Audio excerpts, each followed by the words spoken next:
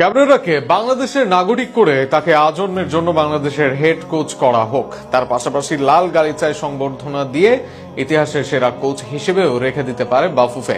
একঝাঁক প্রতিভার যথাযথ ব্যবহার করতে না পারা জিকোর মতো গোলকিপারকে বাইরে রেখে দিয়ে শ্রাবণের উপর ভরসা করা, কিংবা আল আমিন তাজদের না খেলিয়ে সুমন সোহেলদের সুযোগ দেওয়ার পর এতটুকু সম্মান তো তিনি পেতেই পারেন।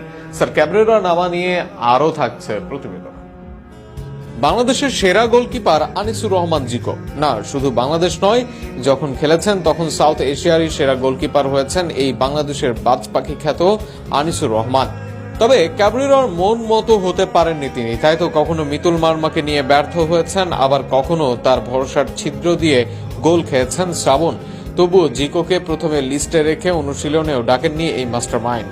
অথচ কিছুদিন আগেও যে ধরনের সেভ জিকো দিচ্ছিলেন ক্লাবে, তা দেশের ফুটবলের নজিরবিহীন। এদিকে একই আক্রোশের শিকার হয়েছেন আল আমিন।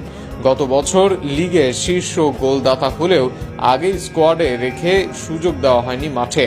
এবার তো তাকে স্কোয়াডেই রাখেননি ক্যাবরেরা। মূল স্কোয়াড দূরে থাকা অনুশীলনের জন্য 28 সদস্যের দলেও নেই তিনি। এদিকে স্কোয়াডে নেই তাজও, যদিও অনেকেই তার স্কোয়াডে থাকা নিয়ে দেখছিলেন না কোনো সংশয়। শুধু তাজ আল আমিন নয়, ক্যাবরেরা কিংবা সিন্ডিকেটের কালো থাবা পড়েছে বিদেশ ছেড়ে লাল সবুজের পাসপোর্ট